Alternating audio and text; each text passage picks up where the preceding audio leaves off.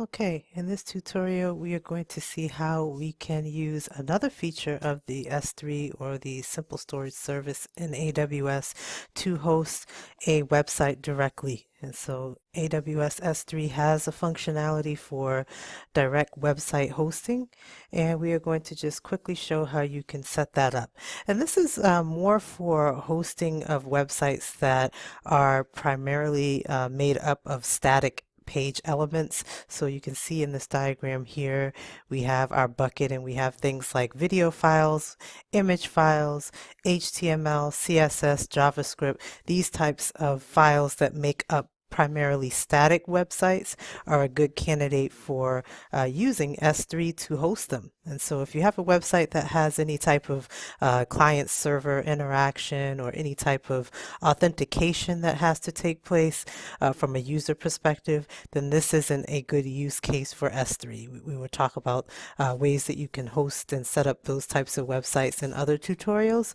But for this, if you have like landing pages, promotional pages that you might want to host, if you have websites that are going to be primarily static in nature, S3 is a great candidate for hosting these types of sites because of the built-in features for high availability, built-in features for being able to handle so many number of different requests without having any type of service interruptions or anything like that. That's pretty much how Amazon has built the S3 service, basically to allow it to be able to handle a large number of requests from your end users of your content that is stored in these S3 buckets. And so it makes S3 a great service to use for not only just storing and hosting things like videos and images that you want to include on your website, but also for just hosting an entire website if your website is made up of HTML, CSS, and things like that.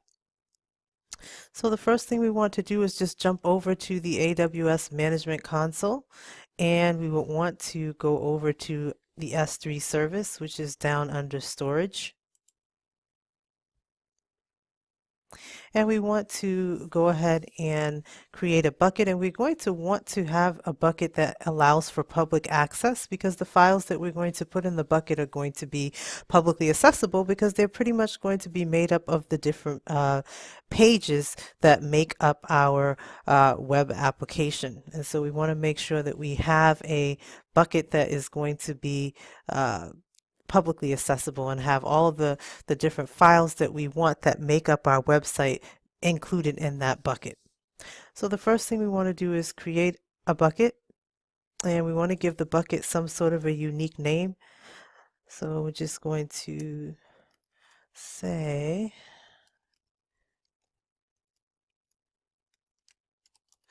and we want to choose the region that the bucket is in.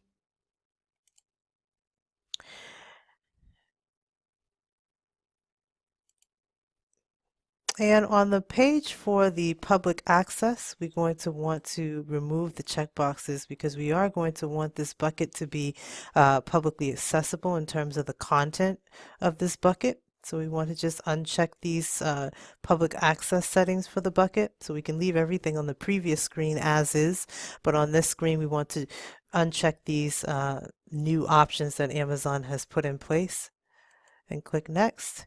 And we just want to review everything so we can leave the majority of the features set to the defaults. We can leave versioning turned on. We don't need server access logging and things like that. Tagging is always going to be optional. So, I mean, you can include tags if you want. But the main thing is we're going to want to create a bucket that is going to be publicly accessible so that we can allow for the content in the bucket to be received. We just want to click on Create Bucket.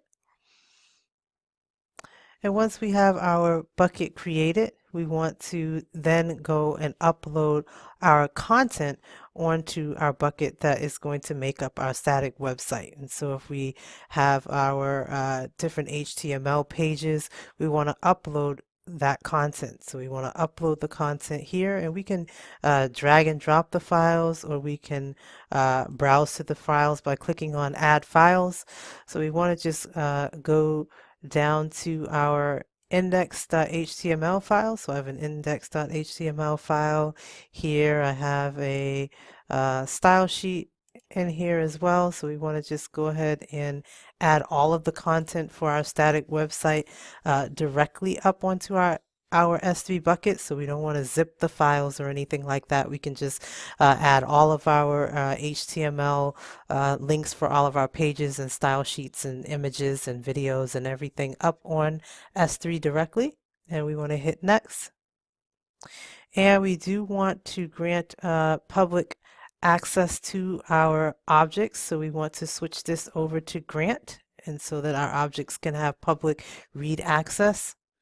And we want to click next. And we want to just choose the standard storage class for these objects for now. And click next. And then we can review everything and we can go ahead and click upload. And so once we have everything uploaded, we have all of our pages that make up our static website, all of the images and everything that we need to reference, all of the videos. Then we want to go over to the properties tag, and we want to select the option for static website hosting. So we want to select this option here. And we want to click on the bubble that says use this bucket to host a website. And once you do that, you'll have the option to put in the page to your index document and any error document that you have. So we'll go ahead and put index.html as kind of the page to our home page, and we'll just leave the error document blank for now because I don't have one.